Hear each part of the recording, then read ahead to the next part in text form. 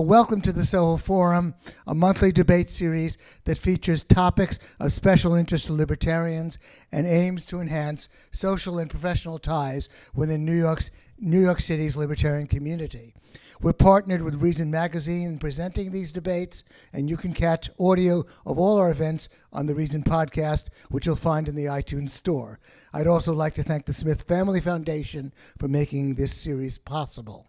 I'm Gene Epstein, economics and books editor at Barron's Financial Weekly and the Soho Forum director and moderator. For more information and to buy tickets to our future debates, go to our website at thesohoforum.org. This is an Oxford-style debate in which the audience initially votes for, against, or undecided on the resolution, and then again after the debate is over. Whichever side moves the vote in his or her favor wins the contest. Today's resolution is as follows. America's colleges have fostered a racist environment that makes them a hostile space for African American students. Defending the resolution, to my right, we have Lawrence Ross, authored of Blackballed, The Black and White Politics of Race on America's Campuses. Lawrence will be doing book signing and sales of his book, Blackballed, after the debate. You'll find Lawrence over there at that table signing books and talking in response to any questions you want to put to him after the debate. Arguing for the negative, we have Kmele Foster, a telecommunications entrepreneur and a host and a co-host of the libertarian podcast, The Fifth Column. Uh-oh. Got home turf. Got to deal with those Fifth Column fans out there. Yeah, I came from Los Angeles. I didn't know. They're dominating. So now we will close the initial voting, and the debate can begin. Lawrence Ross, you have 15 minutes to defend the proposition. America's colleges have fostered a racist environment that makes them a hostile space for African American students. Take it away, Lawrence. There will never be a nigga SAE. There will never be a nigga SAE. You can hang it from a tree, but it'll never sign with me. There will never be a nigga SAE. Now, how many of you guys heard that song before? How many of you thought I lost my mind, including Jen? That song was sung by two young white members of Sigma Alpha Epsilon chapter at the University of Oklahoma, and they had learned it from about 5 or 6 different white fraternity members in the Midwest. And everyone was shocked when they saw this video, and it went viral, and everybody, even Fox News thought to himself, yeah, this actually might be a little bit racist. But because we Americans like to think that racism is some sort of extraordinarily long series of unfortunate events that are isolated, what we did not know is that this was not the first time a white fraternity has sung about murdering African Americans. No one had really connected the dots, and that's kind of like why I'm here. I connected dots. Because in 1963, Tau Kappa Epsilon at Cal State Long Beach sang a song that was really reminiscent of Sigma Alpha Epsilon. They sang a song that said, "Bye bye black boy, you better play it cool or else we'll bomb your Sunday school." Now, they were talking about the bombing of 16th Street Baptist Church in Birmingham, Alabama, where 4 little black girls died. Now, is this a coincidence? No, it's not a coincidence. This is just the tip of the iceberg. As I tell my wife, it's kind of a amuse-bouche of the types of campus racism that you see on a regular basis on college campuses. The average when I was doing research for Blackballed was between 350 to 500 racist incidents on college campuses that are reported. This is just the reported. Now, what type of campus racism incidents are we talking about? You know, what are the ones that we normally see? Well, do you want white students and white fraternities and sororities dressing up in blackface on Halloween and Martin Luther King's birthday and Black history? All the time, in a series almost every particular year. You want to have people dress up as Bloods and Crips, trying to mimic, quote-unquote, African Americans. Happens all the time. You want to see white students eating watermelon and fried chicken and declaring that they're celebrating black heritage. Happens every single year. And do you want to see the word nigger sprayed anywhere? Eastern Michigan happened this year. It just happened at SUNY Brockport. Just a couple of months ago. Happens on a regular basis. Bananas thrown at black students? American University, it happened twice in 1 year at American University. Just happened a couple of weeks ago. East Tennessee State University had a white guy who decided to put a gorilla mask on his face and then hand out bananas to students who are members of Black Lives Matter. It's not something that we, oh, I almost forgot about the Confederate flags and the nooses. Confederate flags and nooses that have been associated in terms of the pictures that we have this associated with fraternities like Kappa Sigma, Sigma Alpha Epsilon, Kappa Alpha, almost always happen on a regular basis. Sometimes it's part of organized chapter events. And we see this in social media, but it goes back to the 40s and 50s and 60s. So this is not campus racism. Get it out of your head that campus racism is just simply is a new event. It's not something that is brand new simply because we have social media. I saw, in terms of my research, I saw campus racism issues in newspapers, in archives, in yearbooks, every particular place you can pretty much find it. But one of the problems is that when we talk about campus racism, what we tend to do is we want to say that racism on college campuses is pretty much wherever the other is. If we want to talk about it in terms of saying, well, campus racism is only in the South because, University of Alabama in particular, which does have its own racism issues, well, that's an easy place to stick it. But no, it happens at Missouri, Yale, Columbia, Berkeley, my alma mater, UCLA, every single place, whether or not it's a small college or a private college or state college, it happens in every particular place. But here's the problem.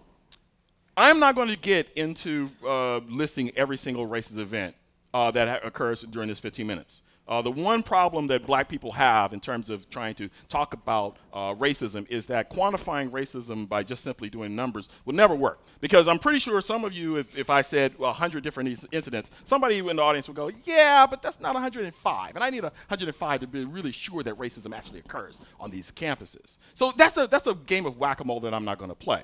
But what I do want to do is talk about specifically, what are students specifically trying to do when they come on those campuses, and what happens to them? These college students are coming. These black college students are coming on these campuses specifically to get an education. And what is happening is that the university itself and what we talk about in terms of college universities is creating a hostile environment, which gets us to the resolution.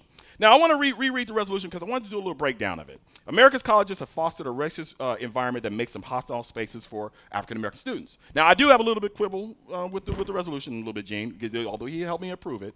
The issue is that when we talk about environment, we use racist as an adjective for the noun environment, as though the environment itself is neutral, as though it is racist-free, that does not contain racism, but it's just people from the outside who are creating a racist environment. Now, I'm going to argue for the affirmative, but I still don't believe that. The environment is as part of America as any other place, so that therefore we should not make the assumption that the environment itself is non-racist. We just shouldn't. America does not have any sense of a history that tells us we have non-racist or racialized environments.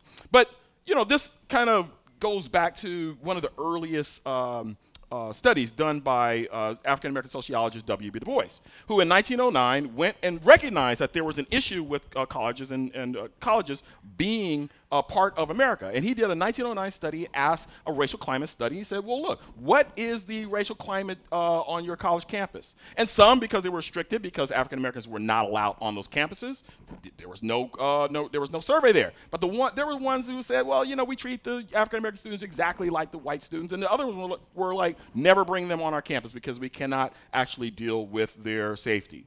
But, it's easy for us when we talk about, college campuses to think of college campuses pretty much as what I call educational Disneylands. We think of, them as being idyllic utopian spaces, free speech land over there, critical thinking land over here, passed out drunk land is a little bit over there, but nobody ever remembers it.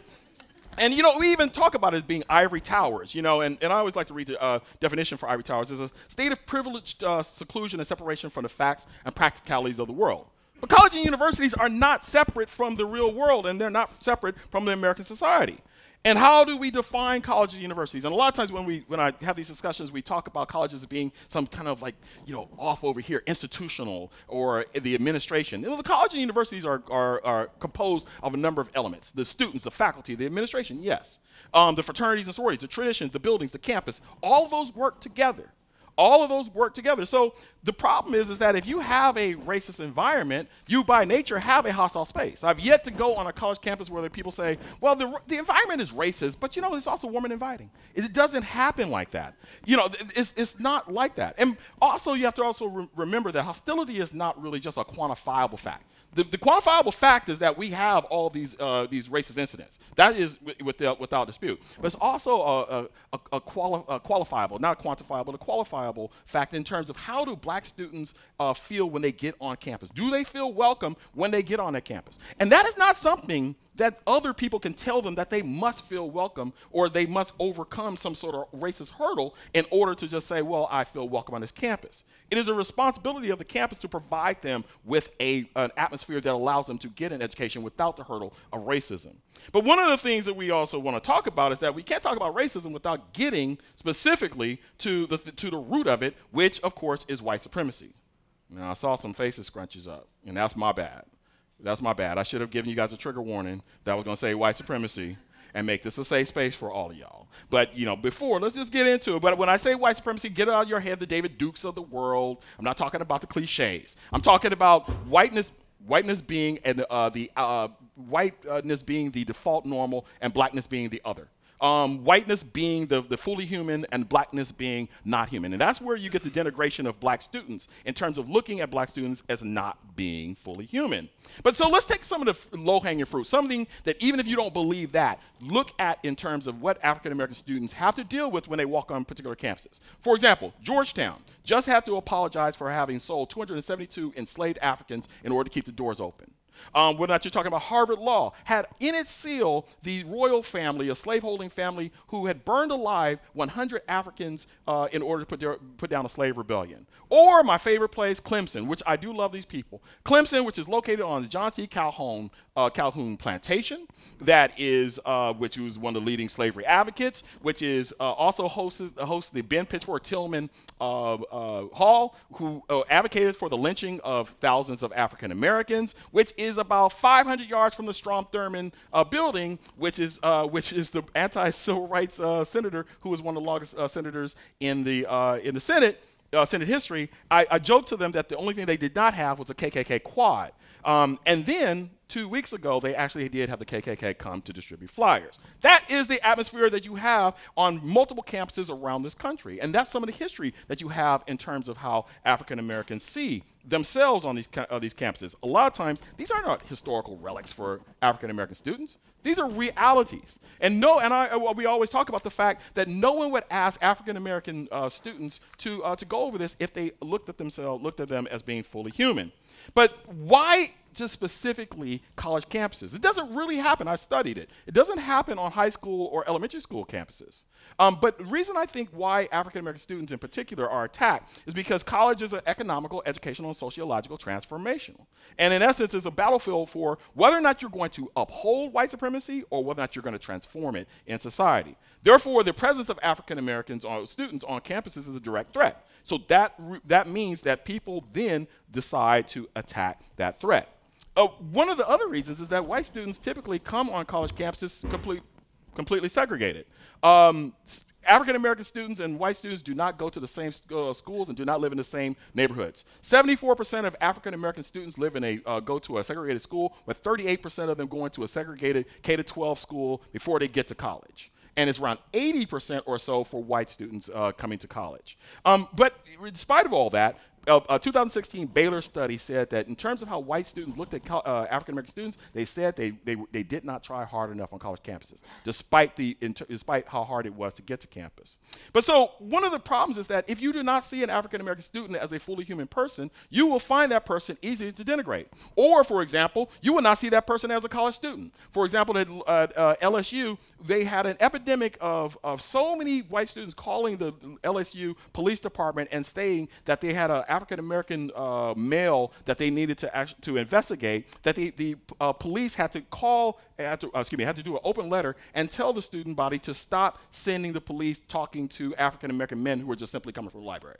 At Colgate, a young woman just was talking about the fact that she walked around with a white student walked around with a metal sword and talked about the fact that a year before no one stopped her, and a young African-American black student walked around with a glue gun for his art project, and the police shut down the whole campus because of how people thought of one being a student and one not being a student. So, am I saying that all the white students and the white faculty and white administrators are all raging white supremacists? Of course not. Although I think my friend Kmele might want to tell me to say that I am. I am not saying that. But I will say that white students and administrators and faculty are coming to campuses with various aspects. What they're doing, you have some who are anti-racist, who are looking at racism and saying, I'm going to help deconstruct this racist society. I'm going to deconstruct it on this college campus. You have some people who are genuinely racist, who decide, yeah, I just can't wait until I get here because this is a space for me to be racist. But most people are not any of that. Most people in the world, and most white students and administrators and faculty, typically are non-racist. But non-racist looks a little bit different. Non-racism is this idea that, well, something I believe in an egalitarian society, colorblind society. I voted for Obama, so how can I be racist? And they put a moral justification behind racism versus sitting up and saying, well, I can do something. As long as it's over there, I don't have to do something. It's somebody else's issue.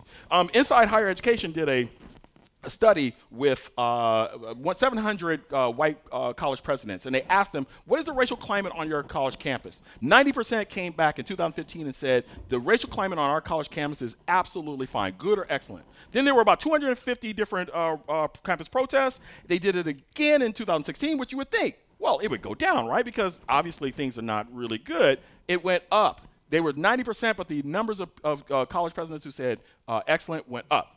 So what happens is there's a cognitive dissonance. For example, it's not just with the college presidents, it's also with the students. There was a young woman named Paige Schumacher at Kansas State who made a decision to paint her face black, throw up a gang sign and say, finally feels good to be a nigga.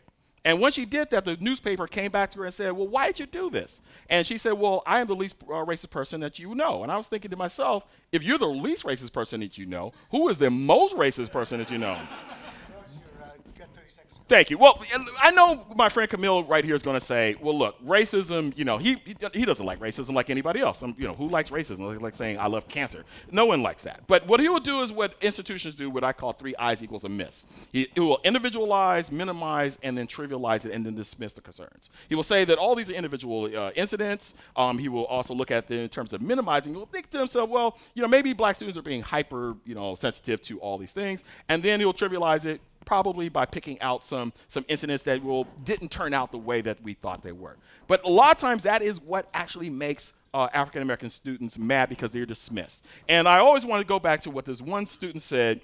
She said, I didn't come to the University of Oklahoma, going back to SAE, for campus racism protests. I came to be an engineer. But she quickly understood what James Baldwin said. One of the paradoxes of education was that precisely at this point, when you begin to develop a conscience, you must find yourself at war with your society. It is your responsibility to change society if you think of yourself as an educated person. Thank you, Lawrence. Yeah. Kmele Foster, 15 minutes to speak against the resolution. Take it away, Kmele. Great. Well, I'll only need about 3 of those, since Lawrence already explained the tactic that I'm going to use to deconstruct his argument, except he's wrong. First, thanks so much to Eugene, and thanks to Naomi and John and the rest of the Soho Forum crowd, and thanks to all of you for being here. Lawrence, thank you for coming and taking on what is a very difficult and challenging task, trying to prove this really assertive claim about universities being hostile environments.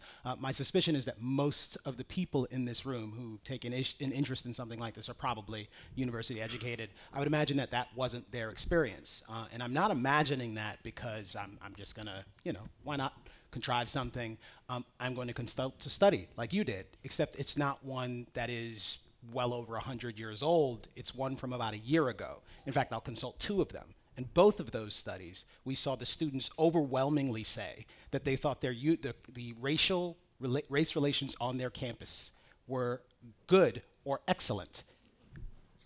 Not only, I'm sorry about that. Yeah, this is the other. I'm at a severe disadvantage here in that I do not like monologues. The notion of talking for 15 minutes is not very exciting to me, but I'm going to try to keep it going for all of you guys. Also, Lawrence has been studying this stuff a heck of a lot longer than I have, but I'm going to try to make an empirical case, as you see. And when I say empirical, it's not just a matter of citing numbers. It's a matter of making some claims. If there are some claims, then what would we expect to see? And I certainly don't think we would expect to see 75% of students on campus saying that they're pleased to be there, that they're happy, that they think that the race relations on their campus are fine and good. In fact, even black students say that. But it is certainly true that black students say that to a lesser degree. What's even more interesting from my standpoint is that these hostile, racist environments, when I decided to take a look at this a little bit more closely, I went and took a look at the top 10 and the top 25 universities, both top 10 private universities, US News and World Report, top 25 public universities. And on every single one of those campuses, every single one of them, they have a chancellor of diversity of some sort. In fact, oftentimes there are multiple people who hold that title. These small fiefdoms, they rule over the entire campus, adjudicating various wrongs and making students feel, one hopes, safer. Not only that, every single one of these campuses has an African American studies program, an accredited one where you could actually get a degree, you could graduate, you could spend your entire time studying that. Many of these campuses have diversity credits that you earn for taking these classes on campus. Some of this stuff that in particular didn't exist when I was in school. But suffice it to say, there are significant investments being made in pursuit of this goal. And it's no surprise then, this goal of creating diversity on campus, and it's no surprise then that since, I believe, the late 1970s up until about 2015, the share of 18 to 25-year-olds, African Americans, in post-secondary education has increased by almost 100%, twice the rate of white students. Why are they rushing to go to these hostile, racist environments? And why, at a time when they're supposed to be awash in all of these anecdotal cases of racial outrage that is being directed towards them, is the FBI reporting that they're actually seeing far less reports of hate crimes on their campuses? I'm not exactly sure, but it may have something to do with the fact that many of these students who in the same survey had said that they believe their college environment is a lot safer, is producing the sort of race relations that one would expect. Excellent, good, probably consistent with your own experience at school. Many of them were deeply concerned about the state of Black America. They were concerned about Black people in general. And they were also concerned about the state of race relations on other campuses. What is that? Interestingly, I think that there is the very strong possibility that some of the programs that have been put into place to try and ameliorate imagined wrongs, to try and create a campus environment that is more equitable and more equal and more fair, and that celebrates the traditions of all of the students that are on campus, rather than bringing those students together, may in fact be creating some divisions. It may in fact be highlighting the things about one another that make them different, rather than highlighting the things about one another that make them the same. What sort of stuff would that be? Perhaps really charged language like white supremacy, like privilege. What on earth are those things? We were just told that white supremacy is something that is not necessarily what's practiced by the Klan, but effectively some sort of force that is behind almost everything that you do and everything that is around you and everything that surrounds you. That there is an unbroken continuum from the founding of this country, from chattel slavery on through Jim Crow, on up into your campus, where there is a young white girl at the University of Maryland, my alma mater, who was photographed in front of a cake.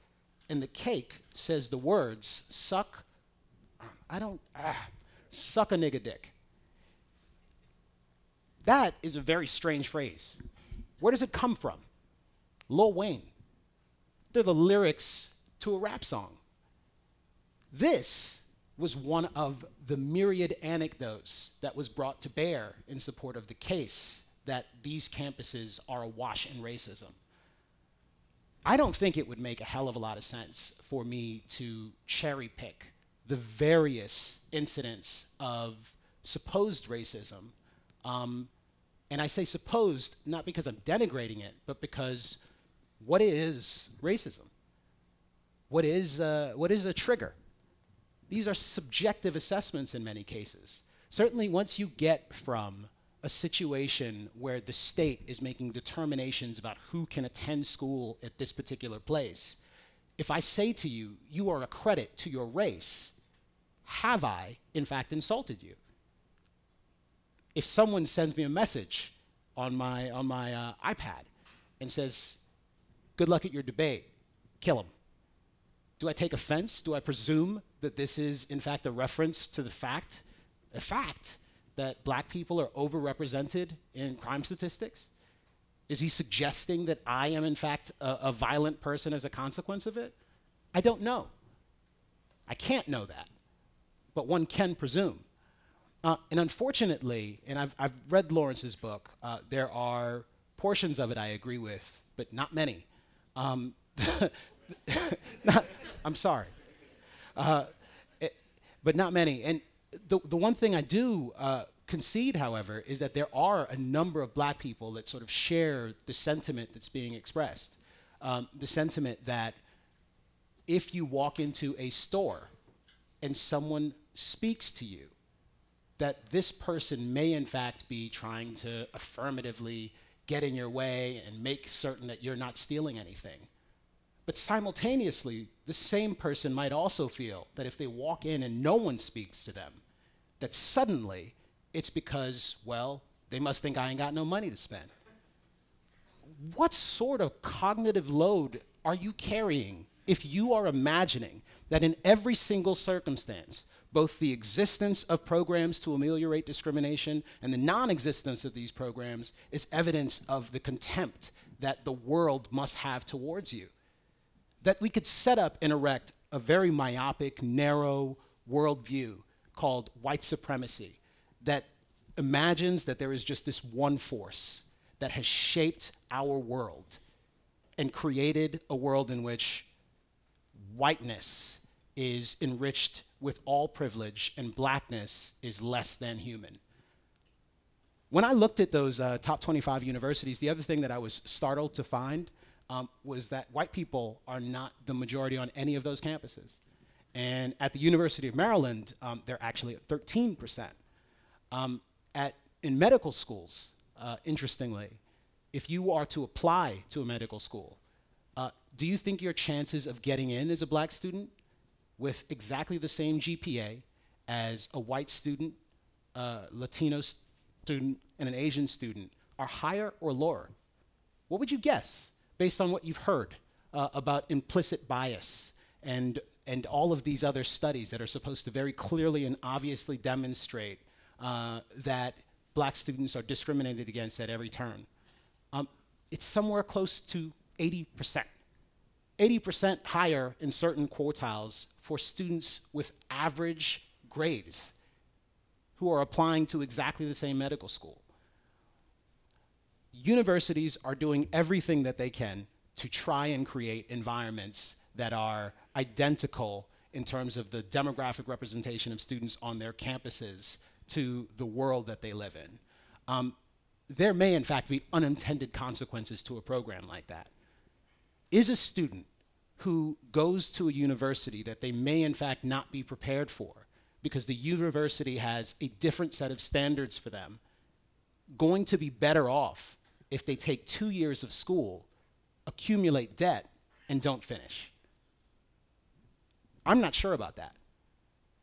Is a student going to be better off if they, as Mr. Ross has suggested, if they were to go to a historically black college or university, it might not be as good as another school that they could have gotten into? Are they better off? Are they better off going to a school on the basis of their racial identity so that they can be in a monolithic environment that looks nothing like the world that they will inhabit? I suppose you might be better off if you are someone who decides that you are an affirmatively black person. But for whatever reason, we are in an era when there are people like Richard Spencer who are hosting events and unfortunately getting far more attention than they deserve or warrant. But there is something good that Richard Spencer does. Every now and again, he'll go on and he'll talk about white pride and whiteness and his heritage. and how much he loves and appreciates his whiteness. You've even had a student who tried to found a white student union on their campus. For whatever reason, when we encounter tribalism, like just base, gross tribalism on college campuses in the form of white pride, we recognize it for the guttural instinct that it is, something that we should all be trying to striving to rise above. But we make odd exceptions in our society. When Barack Obama shows up at Howard University to give a commencement speech, he encourages this entire sea of young people to be confident in their blackness. He, of course, goes on to say that there is no one right way to be black. But what that suggests to me is that if there is a universe of blackness, an infinite sea of it, and you can be anything, then perhaps it doesn't mean anything at all. Perhaps it's sufficiently arbitrary that you could set it aside and not revel in it. Perhaps it's sufficiently arbitrary that we can find ways to build bridges between communities on campus, to learn to identify with one another in any number of important ways that are distinct, but not just our appearances. And perhaps the trends and the patterns that we see when students join any number of different organizations that are primarily interested in their race, that are primarily interested in highlighting the things that make them different one another, perhaps those things aren't necessarily going to produce the sort of outcomes that we want. In much the same way that the diversity programs that have been created, as studies have shown over and over again, haven't really done a great deal to improve the conditions of the various organizations that they're supposed to improve. Instead, what they usually do is make the folks that are involved in those diversity programs feel terrible about themselves, hiring managers and even folks on campus. So at any rate, I think I've exhausted my time. So. Seconds more. You want to wrap up? Want to yield the floor? No, I yield the floor. Okay. All right. Took a little less than 15 minutes, but thank you. 5 minutes of rebuttal from the affirmative. Take it away, Lawrence. I think my first question would be, well, let me go first. I think there's kind of a misnomer that you have to, as an African American, you have to make a choice between going to historically black college university, by the way, which were established as a response to white supremacy because African Americans weren't allowed to many, not all, predominantly white institutions. No, African American students should be able to go to the Berkeleys of the world, UCLA's. I see Go Bears right there. We should be able to go to a state school that is in our state. We should be able to go to a private university. We should be able to go to historically black college university. My son is going to next fall going to an art school because he is an artist. But there is at no point in time should we think to ourselves that racism on a college campus is something that should be acceptable or a hurdle that black students that should have to deal with on their own. And I reject this idea that simply because college and universities kind of make the mitigating effort to create diversity and inclusion. And for many years, they had diversity offices but not inclusion offices, which really meant that a lot of African American students had a transitory experience on college campuses where they would come, they would feel like, yeah, this is an educational Disneyland. But by the time they got to their senior year, they thought to themselves, well, the last thing I'll do is I'll give money back to this university because I don't feel a part of it. But we don't have to make that choice. African American students shouldn't have to make that choice. And a lot of times what happens is that universities, in terms of how we say, in terms of how they look toward African American students, that's just a canary in the coal mine. Typically, when we look, for example, we go a little bit deeper, we have this diversity and inclusion area, which we, of course, naturally say are for the students of color, even though really it's for pretty much any student on campus. But we also should look at the fact that when we talk about faculty on college campuses, even though it's been a record number of African Americans getting PhDs all in the last 10, 20 years or so, the rate of African American faculty on college campuses has remained at the high around 6.8% at Emory to a 2.7 at my alma mater at Berkeley. So you don't even have African American faculty on these college campuses.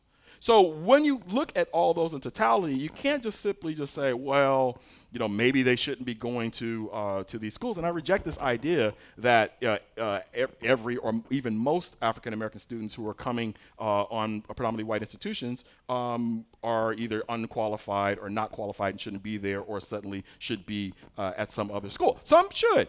Hey, that's pretty much any person who comes on a college campus. Sometimes kids come on college campuses and they find that the rigor of the school is too much for them. But by pointing out African American students, no. But going back to the resolution, when we talk about the resolution itself, we're talking about whether or not the university is a hostile space. And you don't have to do the leap to say, well, is it as hostile as it was in the 1950s or 1960s? Of course not.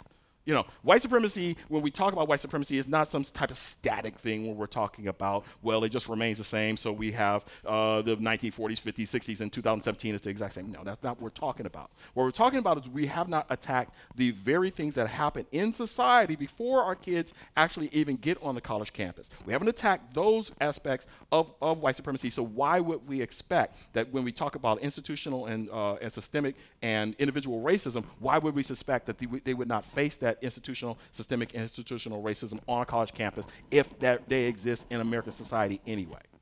It makes no sense. And therefore, what you have, again, are university presidents playing a game of racism whack-a-mole where they're more interested. In 2015, University of Pennsylvania did a study where they found that they studied the reactions from university presidents when it came to reacting to campus racism incidents. And what they found was that campus presidents were basically doing PR for the university. They would condemn the individual incident and say, this does not, for example, University of Oklahoma, David Boren would say, this does not reflect the Sooner family. This does not reflect the Sooner family and what we believe in, and these bigots do not reflect it. But what David Boren didn't talk about is that 2 months prior to the incident happening, the black students had met with him and talked about they did not feel part of the Sooner family, that they did not feel integrally part of it, and they had formed an organization called OU Unheard to talk about as we as black students do not feel heard. So it's important for when we talk about these things is to say, look, we got to get out the idea that these spaces are somehow, because they're starting to address the needs of African American students or students of color in general, that they've done a good job doing that, or just the remedy itself, or one of the remedies themselves, is somehow dividing up students. No. These students and faculty and administrators are coming to the campuses with the same things they had outside the campus than when they arrive. Thank you, Lawrence. 5 minutes of rebuttal from the negative. Take it away, Kmele. I would quibble with a few of the characterizations there, but I am not defending a proposition here. You are. And quite frankly, I think that the most damning evidence really is the survey data. The survey data wherein black students, 68% of which responded to a question about the nature of race relations on their campus and said that they thought that they were good or excellent. In another survey, this is the Knight Foundation survey from the Museum Foundation, 74% of all students said that they thought that race relations on campus were good or excellent. It seems to me that there is a very significant problem trying to make this argument that these campuses are hostile spaces. There is certainly an expectation among some of these students, as I've mentioned, which is a point in your favor perhaps, that on other campuses things are bad, but on their own campuses they simply don't see that problem, which suggests to me that perhaps they believe they will encounter these things. Perhaps there is a predisposition to believe this for whatever reason. But it also suggests that they might not be seeing these events happen. I didn't dismiss all of the things that happened. I certainly didn't suggest that racism on campus isn't being addressed. Quite the contrary. There are response units that have been spun up and placed on various campuses to try and address these issues. The question is whether or not those response units are having the sort of impact that one would hope they would have.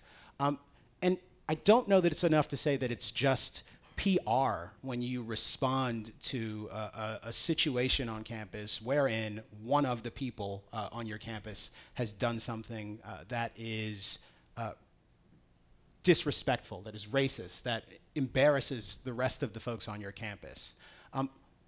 But one thing you haven't spoken to are the numerous cases, and I say numerous because there's certainly more than one. We've had one in the last week where there is either no one found, and it's suspicious as to whether or not anything actually transpired here in terms of a hate crime, or where it is actually a fraudulent hate crime. And the fact that we are actually seeing, as I mentioned, a reduction in the total number of hate crimes, and there are in fact these fake hate crimes taking place, that one of the events that you mentioned is a sit-in, a 3-day sit-in at Colgate University because of text messages sent on an anonymous messaging service. Anonymous messaging service. I don't even know if these are students, let alone white people who actually hate black students. It seems to me that it is incredibly easy to make the argument that the specter of racism is everywhere. It's also incredibly easy to substantiate that claim if all you have to do is find something that doesn't quite seem right to you and say, well, there it is right there. You also mentioned University of Maryland in your book, and I want to bring it up because, again, my alma mater, Byrd Stadium, which the time I was there is just Byrd Stadium. I visited, I went to games there. I was not aware of the history of the man for whom the stadium is named. But in not being aware, it caused me no great injury. And one wonders if several years after I've matriculated, a student decides, well, I'm going to campaign against this. I'm going to crusade against this. I'm going to send letters to incoming athletes to let them know that they're playing on a racist field. This isn't a racist field. Perhaps a building has the name of someone unsavory on it.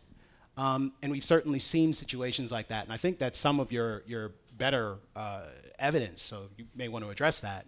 But I'll preempt it by saying that when a university makes a determination to keep the name of a building the same, and decides that as opposed to taking off the name of this person who has done disreputable things, in some cases participated in lynchings, multiple lynchings, and talked about doing so with pride, and they decide that they're going to put a plaque on that building, not to commemorate this person, but to underscore the wrong that was done.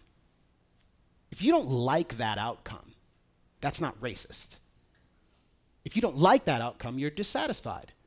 And given the number of people in this room, I suspect we all have differences of opinions on whether or not that is a good and virtuous way to adjudicate the problem. Thank you, Kmele.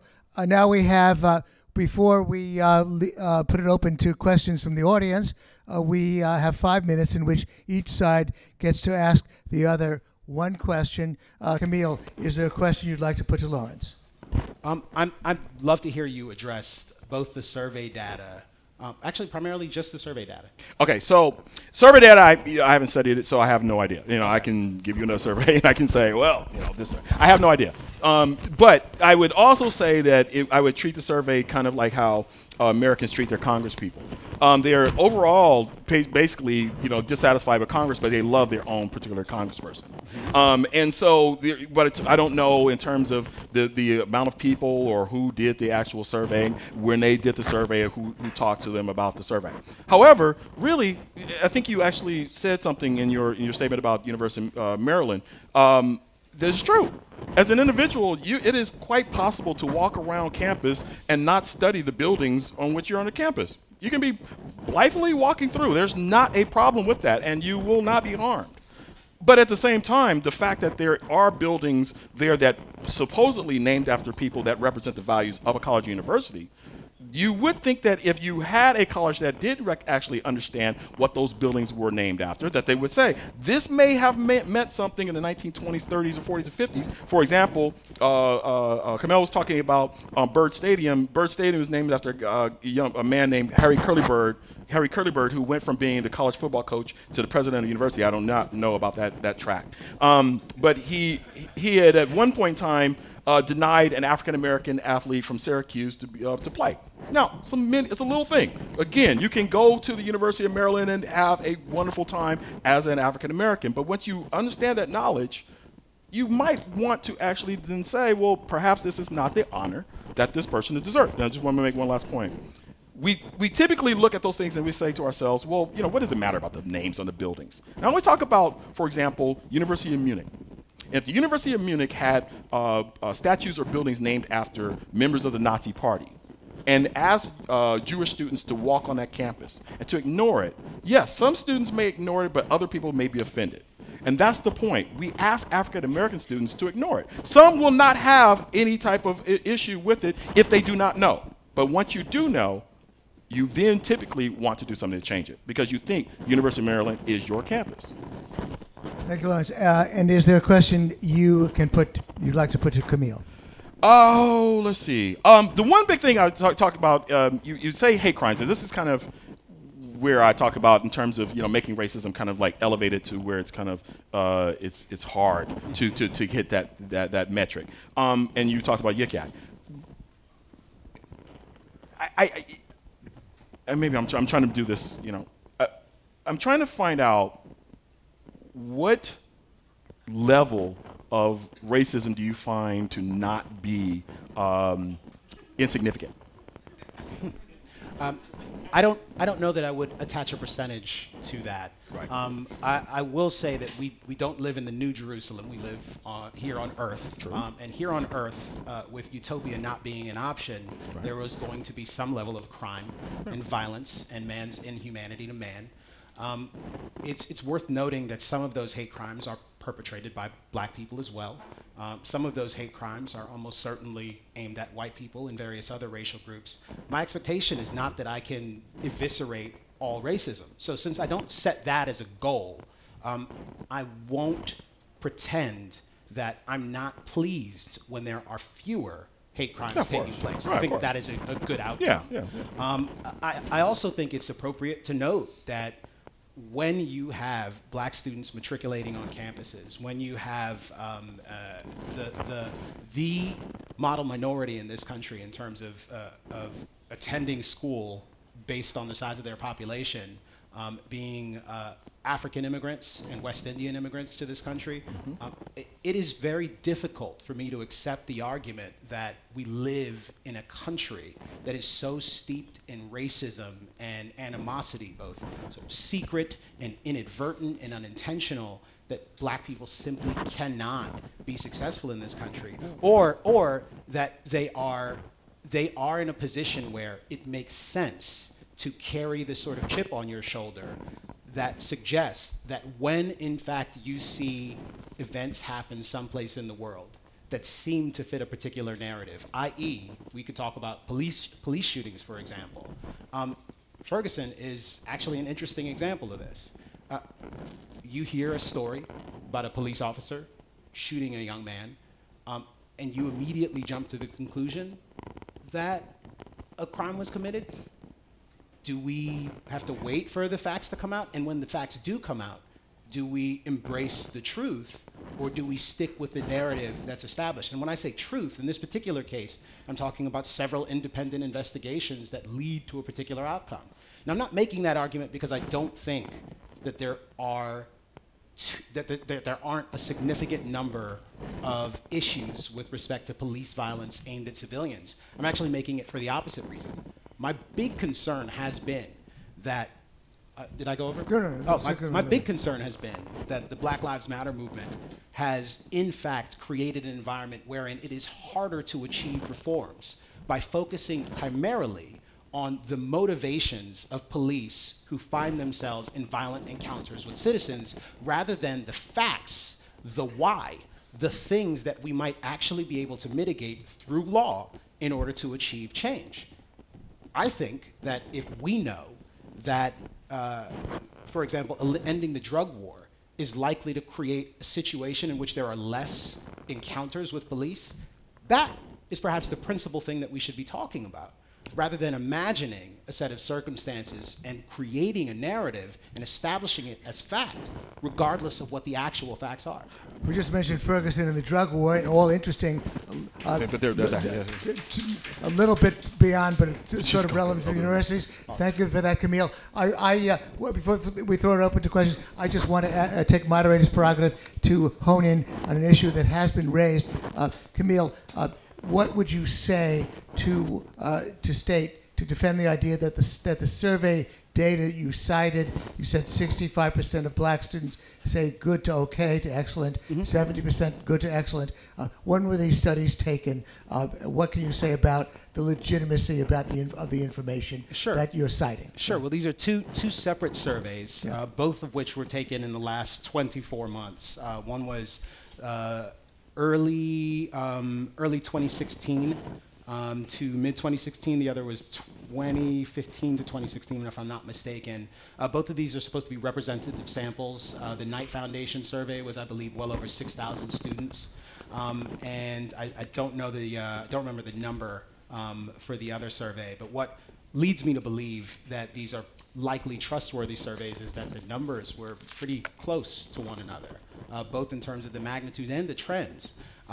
I don't think anyone would quibble with the survey's indication that students on college campuses are concerned about these issues, that students on college campuses simultaneously believe that their campus is safe and good because they're there and they see it, and they also believe that somewhere out there, all of the terrible things that they're hearing about are in fact taking place. They are not ignoring racial injustice. They're not ignoring the situation that is supposed to exist wherein black people are being taken advantage of, or black people are subjugated by forces that are always at work in our society, whether or not people are willfully racist. They are deeply concerned about it, perhaps more concerned than they ought to be. Lawrence, before we throw it up to questions, do you want to comment on that response? A couple of things. Just because, okay, a couple of things. When we talk about, you made a statement talking about why would African Americans be going to these schools if if the schools themselves are racist. African Americans have never been stopped by the idea of racism on college campuses. African Americans have been going to college campuses since Oberlin College in 1820. Through the days of slavery, Berea College in Kentucky was in 1850. African Americans were on those college campuses through slavery. The idea of college being a transformational place, educationally, economically, and socially, has always been important for African Americans. So the idea of having to trudge through the racism at the same time in order to get that education, it's been something that is not a deterrent, but it does not mean that they have to have that extra burden on top of it. It's the exact same reason why if we have a campus that is a misogynist campus, you shouldn't have that extra burden for women in terms of gender. It's what we're talking about is whether or not, in terms of the resolution, is whether or not universities are hostile spaces for African Americans. And I'm still trying. Black Lives Matter. Okay, well, that's fine. But when we talk about in terms of the space of college campuses, again, I don't know anything about the survey, so I can't speak to that. But what I can say is that it's not African American students. You can't have just 200 different African American college campuses, predominantly white institutions. You cannot have 200 campuses erupt in campus protests and suddenly think that these are black students who are thinking that this is happening somewhere else. Even at Berkeley, I love my school, University of California, Berkeley, where we protest Tuesday for not being Thursday. But you still cannot look around and say, and also what happens is that when something happens at a UCLA, people then become introspective about what is going on at their own particular campus. It kind of goes back to what Kmele had said about University of Maryland. He had gone through and got his degree and everything. That's fine at University of Maryland and had no problem with Byrd Stadium. But guess what? When you actually turn around and someone at another campus is talking about, Ben Tillman Hall, you begin to look at yourself and say, wait a second, I heard about this and maybe we should not have this on our campus. All right, thank you, Lawrence. Okay, questions? Please phrase your question as a question. If you want to talk to the speakers later, you'll have ample opportunity. Please ask your question. So let's just say there is some sort of inherent bias that comes around in nature from before when kids go to college that they have when they come into college. Don't you think one of the things, or maybe even a leading factor that might be contributing to this this sort of quote-unquote hostile space is this focus in racial studies classes and gender studies classes on trigger warnings, safe spaces, microaggressions? Something I say that you maybe disagree with turns into hate speech, turns into that's violent and racist against me. Wouldn't you say that this environment, or what do you think about this environment that's constantly having everybody focus on race, even at the most unintentional levels of me asking, where are you from? And saying, you have now aggressed me, you have now offended me, you are now racist for asking me this. Don't you say that there is, that could be a contributing factor, or maybe even a leading contributing factor to this? I suggest you, Lance, answer the question. I reject that. I mean, I think what happens is that Americans tend to create experiments in terms of trying to figure out how to mitigate. We recognize that the space itself is hostile. So what we have to do is we have to try to figure out what are going to be the things that we're going to do in terms of creating different policies in order to try to mitigate this hostility. Now, are they perfect? Of course not. You know, I'm from the free speech movement campus. I believe in free speech. And so what happens is that people test things out, and then they don't work, and they test something else out. But they are thinking about it. It's like Winston Churchill once said, Americans would always do the right thing after they tried everything else. And when on a college campus, that's exactly what they're doing. But it's also important to recognize that we're not just all of a sudden, talking all the time about race.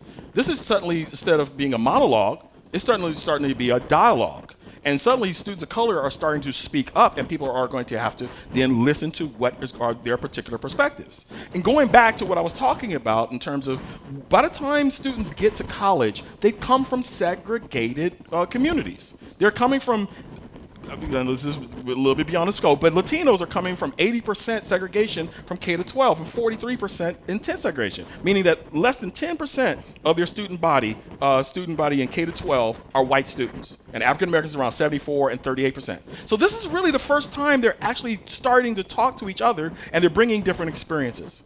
And yes, you have the hyperbolic issues where, some student learns something in ethnic studies class and they're hyperbolic about it. Well, they're college students. They're going to be hyperbolic about things, okay? So, but the issue is how do you, do your dialogue in order to learn from each other? And what happens is that when you learn and it's a dialogue and you don't retreat and you come back and it may be a tough conversation, but when you do that, then what happens is that you make that space a little less hostile for the next generation. When I'm in the affirmative for this, it doesn't mean a permanent state of hostility. I told you, it's not a permanent state of hostility. It is what it is right now. Deconstruct it, then it will be less for the next generation. You want to comment, Kmele? Only briefly. One thing that I've noticed about just the historical trend, and I'm going back now because we seem to be having a conversation in which we established that the United States has done that. Awful and terrible things have happened here. We sort of continue on and we get to campuses, and part of the reason why the campus environment is bad is because other bad things have happened here. It's just there is a sea of racism. In fact, I believe in the opening of your book, you describe the existence of black students on college campuses as swimming through a sea of feces. Stronger language. Well, it's a book. Figurative language. That is gross. That's terrible. Yeah.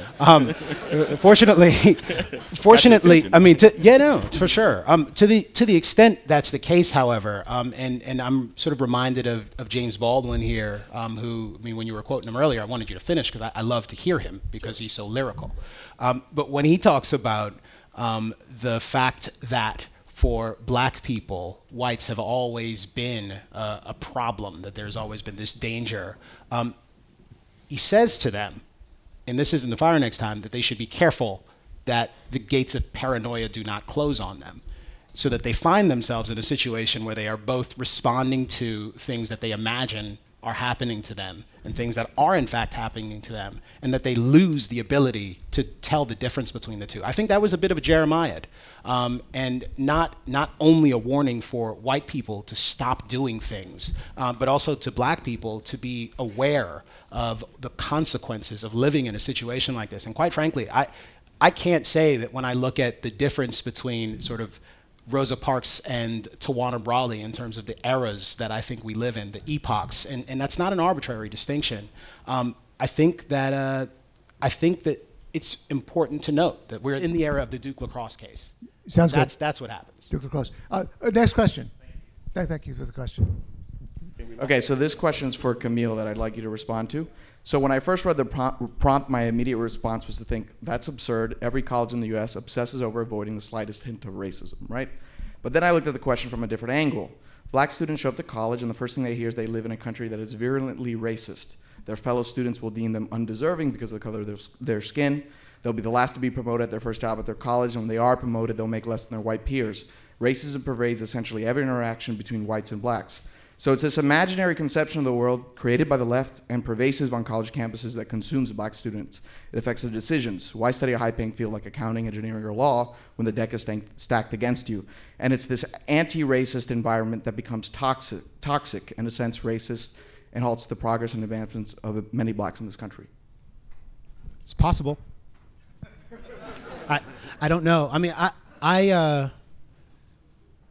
when I comment on stuff publicly, I do my best to try and qualify them. If I feel a pretty high degree of confidence, I'll say so. My suspicion is that that may be part of the issue. Could you repeat the question? Repeat the entire question? No, summarize the question. Summarize the question.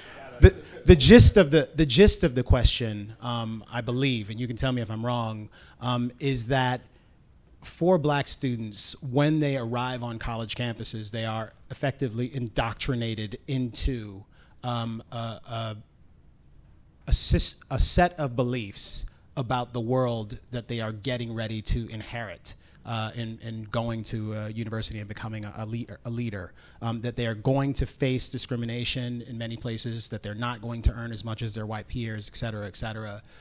That in fact, white supremacy is in fact the rule of the land. It rules over all of our lives, and it prevents us from accomplishing various things, or at least being as successful as we could possibly be, unless we're twice as good.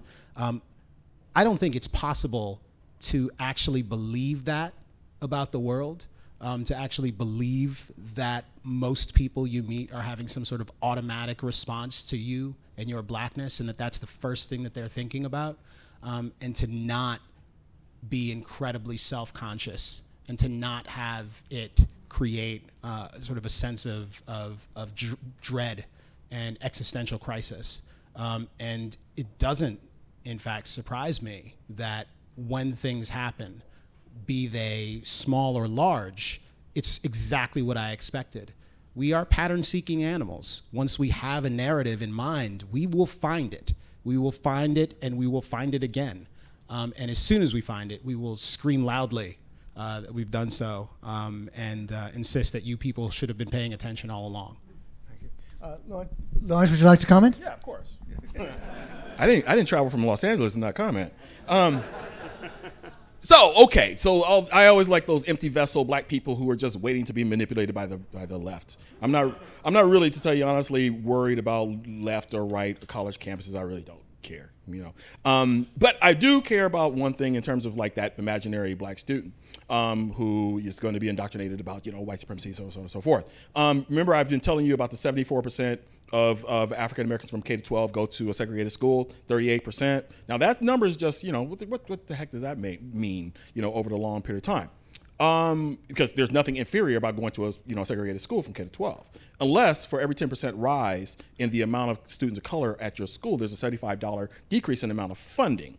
Okay, so these students aren't walking into these college campuses not understanding, oh, by the way, 4 times as likely to go to a school where their teachers are not as qualified. 80% of their teachers not qualified. They're not getting on college campuses sitting up here thinking, oh my God, racism is going to kill me. They're thinking about, oh, I must be a superhuman person for having overcome a segregated school in my inner city neighborhood in order to get on that college campus, and how can I make as much money as possible in order to not have as much student debt. They're as rational as anyone else.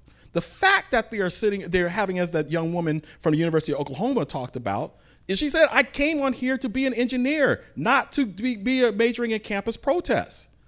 Most African-American students, when they arrive on campus, want to be like Kmele. Don't want to, and me too, but I'm not trying to put it on you. We just want to go to school and get a degree. Go to school, get a degree, have no debt to Sally Mae, and walk off into the sunset. But what happens oftentimes is that when we're getting on these college campuses, and I hear these students over and over talk about it, is that they're being prevented. Not being prevented from doing it, not being prevented from getting the degree, but being prevented from having the holistic experience of going to a college university and saying, you know something, this university really wants me here. And again, my definition of the university is not just simply the administration or diversity inclusion, but the students who are here, the faculty who are here, the administrators, the everything, the elements of college university. So I honestly, and I don't have to put you on the spot because I know you asked the question, and I'm very happy about you doing that, but the imaginary African-American who is just in a whirlwind because they got on campus and they're being indoctrinated by all these bad ideas about fighting people who want to demean them as human beings makes no sense. It's the most rational thing in the world. When people, if you feel, you're coming from a segregated society, if you're getting on a college campus and you feel that, you know something, I'm coming to college not just for a check or a job, I'm coming to help transform society, well, then you educate yourself and you do that as soon as possible. Thank you, Lawrence. Next question.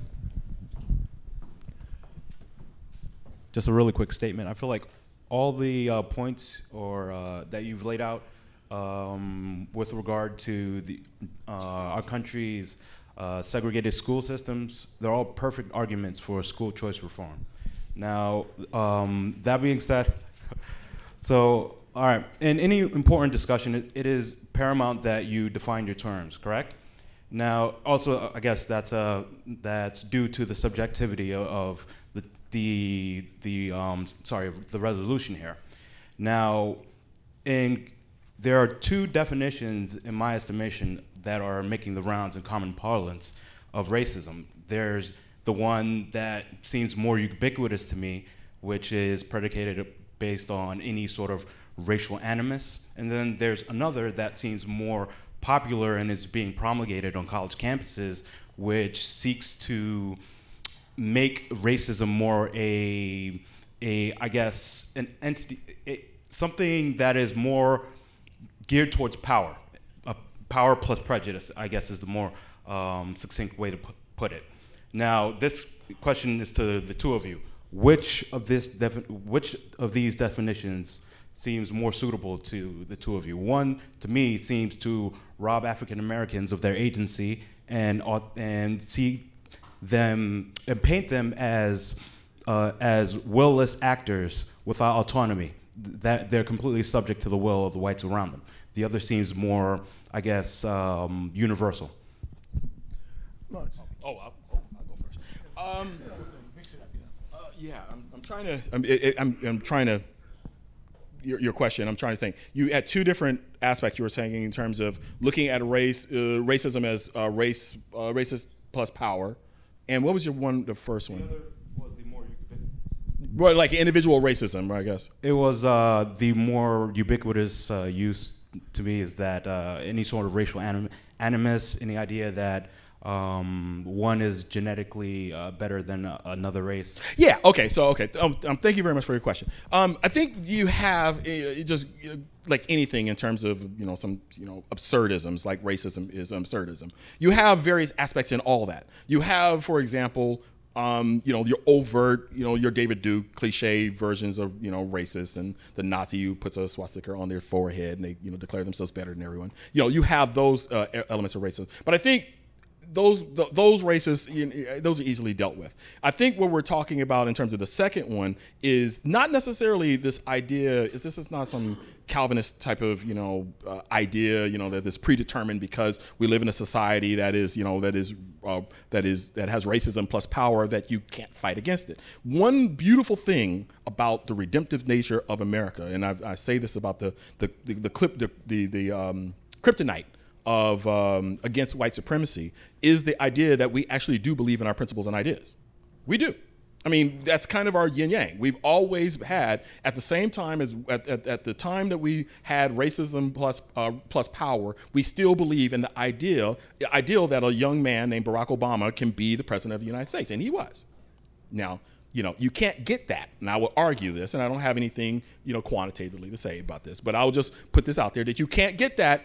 Barack Obama could not have been a president of the United States without having gone to one of these so-called, hostile spaces called, getting higher education. Donald Trump could have, without going to there, but, that's another thing. But I think you can have those two dual things happening at the same time. You can fight the overt cliche of the racists in terms of white supremacist groups, and some of them, by the way, who are now starting to come on campus with overt calls for white supremacy, and at the same time recognize that you live in a society that is unequal based upon race. You can do that. You can fight those two fights, and I honestly don't think Kmele and I actually will disagree. Maybe I will, but I don't think you can have that's not a problem doing both. Thank you, Lawrence. Kmele, you want to comment? Sure. I think at the beginning of the conversation, I tried to at least create some sort of demarcation. When I am using the word racism and we're talking about it in this context, I'm thinking about explicit acts that are aimed at degrading someone, or actual prohibitions against black people or various other racial groups doing things that are codified in the law. I think that is pretty easy to call and to describe as racist. There is a subjectivity to racism in virtually every other context. And the popular definition about racism requiring power, I've always found extremely dissatisfactory. And quite frankly, today, in an environment where you could potentially lose your job for using the word niggardly because it sounds like nigger, the real question is who, in fact, has power in that sort of dynamic. There is no doubt that there are certain people who feel empowered to speak freely about issues of race. I feel fine saying just about anything about race. Most of you wouldn't take this microphone and do that. You would actually take a few seconds to ponder whether or not this is the right thing to say. In fact, those implicit bias association tests, the ones that we had sort of, well, we know that this is true. I mean, we have these tests that can test it and tell you. Earlier this year, a massive meta study that surveyed a bunch of these results, calls into question whether or not those things are trustworthy. And part of the reason is, if I show you a picture of a black family like eating cake at a picnic, your score will rise if you see that before you take the test. And the other thing is, from my standpoint, when I look at the results, and what these studies are generally taking a look at is whether or not it takes you longer to respond when you see, say, a picture of a black family or a picture of a white family, if it takes you longer to respond to the prompts. If I see a black family flash up on the screen and I'm a white guy, and I've been conditioned as a consequence of living in a society in which our speech is so policed that there are various ways in which I can and cannot talk about race without potentially losing my friends, or potentially losing my job, or maybe just someone will presume I'm kind of a racist, I'm gonna take a little bit longer to answer that question. As you should. Okay, we're running out of time. Next question. Can I have the young lady come up, please, and ask your question? Go ahead. Sure. Thanks for coming, guys. Thanks very much. My question is also sort of about definitions, just clarification. So you both brought up, you both questioned a definition within the resolution. and you both didn't answer each other's point. And each point you could write a dissertation on, but I'm going to ask you to try and address it as succinctly as you can. So Kmele, Lawrence, I think, brought up, he questioned environment, about the distinction between colleges and the rest of the United States. And Lawrence, Kmele brought up, questioned the definition of race, or maybe just, I don't know, it might have just been specifically blackness, about the subjectivity of identifying within a race, within a racial construct.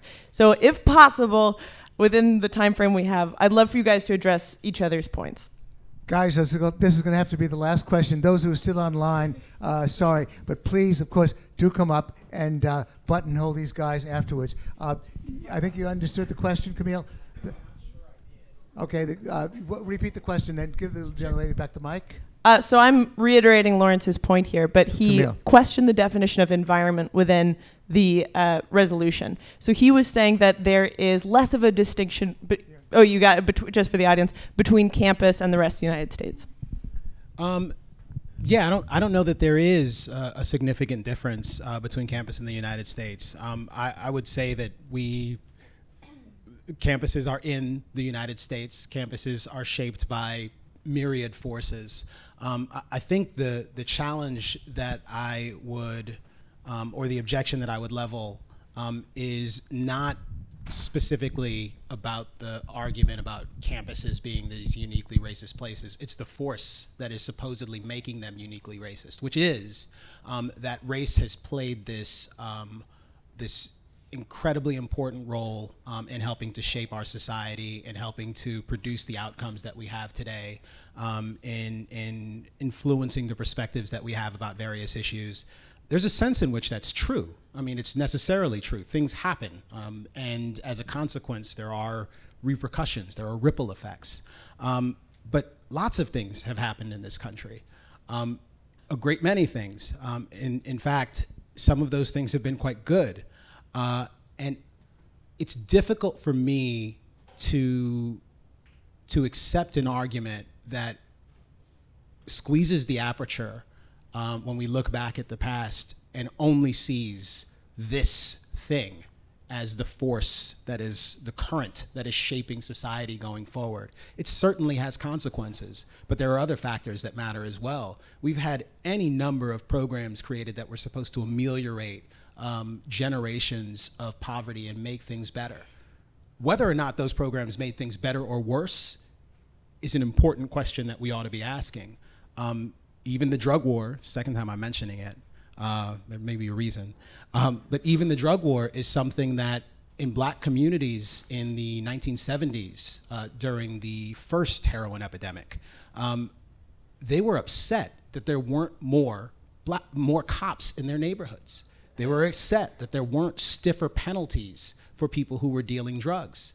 The crack and powder cocaine laws that came into place, those disparities, the ones that people generally regard today as racist, we actually call it that, were created out of a motivation to try to do something about this bad situation that we saw before. So lots of forces have shaped the world that we live in. Lots of forces have shaped the campuses. And I don't think it makes a hell of a lot of sense to sort of separate the two from one another. Thank you. Okay, I just want to make sure I get your, could you just, I'm sorry, I know we've had you repeat it 3 times. You talk about it was a racial construct, the subjectivity, and I just, was there any more? Did you have anything? Did you? No, I was just saying that race, I mean, my general claim is that race is a social construct. Okay, now I got it. And that it is subjective and we can jettison it. Beautiful. Okay, I just want to make sure I was correct. Okay, so yes, look, when we talk about race, a lot of times what we say is, race is a biological nothing. There's nothing in this room separating us from in DNA, nothing. But it's a social, sociological something. The reason why when we talk about white supremacy and then we talk about the racial caste system that comes from it is because I'm not from black land. I'm an African American. But in terms of how the racial construct in which we create, it means something. But there are a lot of social constructs in this world that actually mean something. Money is a social construct. And if you guys want to give me all your non-essential, non-important money because you don't believe in it, feel free to buy a book over there. But it's important for us to not get confused. We can at the same time fight for this ideal that we want to make race and racism something that is in the past. We do. Every generation wants to do that. But we also have the realities of saying we do know what is here right now. No one, and you were absolutely, Kmele's absolutely right. How we look at race and how we deal with policies change over time. We learn, we make mistakes, we have priorities at one particular point in time that change in the future. And that's the same thing that happens on college campuses. The priorities of the 1960s are different than the priorities of 2017. Does not mean for the 2017 student, African-American student who walks on a college campus that they don't see a hostile space. They may not have the same experience that I had in the mid-1980s. They might not have the same experience of a person, my grandparents, or so forth in the mid-1960s. But in terms of the construct, in terms of how they see race on a college campus, they see it through their own eyes and they see their own sense of reality. And that racial construct, yes, it may be a social construct that we created as Americans, but we created it. And if we created it, then we're going to have to figure out ways to actually get rid of it. Thank you. That concludes the questions. Thanks very much. And again, you'll have the opportunity to buttonhole them. Think about how you're going to vote for the resolution as you listen to the summations. Lawrence, you have 5 minutes to summarize your point of view. Please take it away, Lawrence. When I began here talking about one incident at the University of Oklahoma about 2 white students singing about a very crude song. And then I talked about going back to 1963 and talking about some other students, Tau Kappa Epsilon at Cal State Long Beach, singing another cruel song. The point of it wasn't to be provocative. That wasn't the point. And the point wasn't to say that all white students or all faculty or all white administrators hate African-American students on college campuses. That's not what I was saying. But what I did want you to understand is that when African-American students go on college campuses, they're going there for the exact same reason as any other student. They do not want to go on a college campus and they have to deal with the same issues that are going on in society. Really, they really do. African-American students really do believe in that educational Disneyland. They believe when that 5th grade teacher told them because they won the spelling bee that they were going to college, and that mythical space of college was a place where they could transform their lives and also their families' lives. But when we look at the plurality of the racism incidents that occur on college campuses, you can't look at them and say, well, they're just all isolated incidents. You cannot look in the face of African-American students who are being demeaned and say, well, you should just basically just get over it. You can't think to yourself that we live in a country where a certain segment of our universities are actively trying to tell African-American students that you don't belong there. And if we want to look at it from the standpoint of race and racism, then we would think to ourselves, well, what's a counterfactual? What about what happens at the 105 historically black colleges and universities? If racism, in terms of how we look at it, is something that, we say, well, is it an inevitable place, an inevitable thing on college campuses, which I do say on predominantly white institutions, well, then the 21% of the white students who go to historically black colleges and universities would face the same thing, and they don't. It's not a single, I looked for 60 years and not a single incident of African-American students treating white students on historically black colleges and universities the way African-American students are being treated on predominantly white institutions. And that's a problem. And it's a bigger problem if we look around ourselves and we think of our kids who we send to these schools and we think of them as being good, moral people who are non-racist, but we don't ask them to be anti-racist. If you're going to be a person who is going to change society versus a person who is just getting a degree for it to be a job, you have to go and be anti. You have to be active. And the point I came here for coming to this debate was simply actually for that message. It is important for our white students and white faculty and white administrators to create that utopian universe that we all talk about the college being as soon as possible. Thank you very much for bringing me here, guys. Thank you, Lawrence. Kmele, 5 minutes for Kmele to summarize his point of view, negating the resolution. Take it away. I want to zoom in on one of the claims that was just made, that there are universities that are actively telling black students that they don't care about them, that they aren't fully people. That isn't a thing. There is no university in America that is doing that. Not a single one. I feel very good about saying that unequivocally. In fact, it's quite the contrary.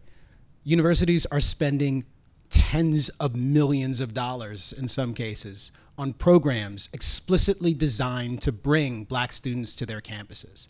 They are investing in and creating units on their campus to take care of the special needs of the students on those campuses. And this year at Harvard, graduate students decided to host their own African American only black graduation in addition to their regular graduation. 2017. What on earth are you doing? Like, that seems like a step backwards. That doesn't seem like progress.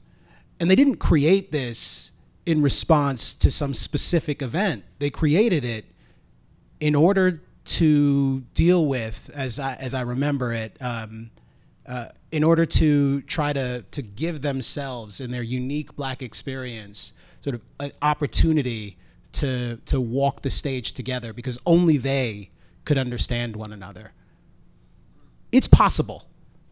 It's possible that there is just a uniformity of thought and a uniformity of experience, and that they are being subjected to all manner of subtextual and explicit racism that means the only thing one can do is come together to overcome it. But I'm looking for the data to support that, and I haven't seen it. What I've seen instead is the US medical school acceptance rates from 2013 to 2016 for someone aged 27 to 29. And if you've got a 3.4 GPA to a 3.59 GPA, and you are Asian, 20.6%, and you are white, 29%. If you are Hispanic, 59.5%. If you are black, 81.2%. They want you desperately. Where is the campus where they're saying, get out of here? If the response to a racist event on campus occurring, or an occurrence of supposed racism, be it real or imagined, and very recently we had an imagined one, was actually contrived. If the chancellor of the school shows up on television and he asserts that this is not who we are, the notion that that can both be evidence of an effort to undermine black people on campus and somehow an effort to try and paper over these bad occurrences on campus just to save face, I just don't understand that. I think that the two things are at complete odds with one another. The case simply has not been made here today with anything more than assertion and anecdote that America's campuses are hostile towards black students in general, in particular, or even as a matter of happenstance. Just hasn't. Okay, that closes the debate. Thank you, Kmele. All right, guys, stick around. Okay. All right, please vote again. America's colleges have fostered a racist environment that makes them a hostile space for African American students. Yes, no, or undecided. While you're deliberating, let me again announce that next month I'll be debating Adam Smith with Mark Skousen. In July, we will be having a debate on school choice. We are going to take off the month of August. In September, we have a debate scheduled on Medicare. At the moment, October is to be announced. In November, we have a debate scheduled on free trade. And anybody who has ideas for debates, love to hear about them. Let's talk about it later. Anybody who wants to talk to our debaters afterwards, they'll be available. Lawrence is going to be selling books over there at the table, and well, I'm sure we'll be happy to talk to you and answer any further questions you have. Again, you're continuing to deliberate on how you're going to vote on the resolution. Okay, looks like we're going to close the voting. Going once, going twice, going 3 times, and Naomi's bringing up the results to me. Please hand them to me, Naomi. Okay. Yeah. All right. Those who vote, you understand that the way to win this debate is not how many voted initially, because that's just our baseline. That establishes the position of the audience. And so, first of all, I want to say to both speakers that you did both pick up votes. Interestingly enough, Lawrence climbed out of an 8.2% vote in his favor, and he got up to 11.8%. So he picked up 3.5 percentage points. Kmele started from 48% and went up to 75%. So he picked up 27%. So technically, the Tootsie Roll goes to Kmele, but both guys did manage to sway a few votes. So congratulations to you both. Thanks.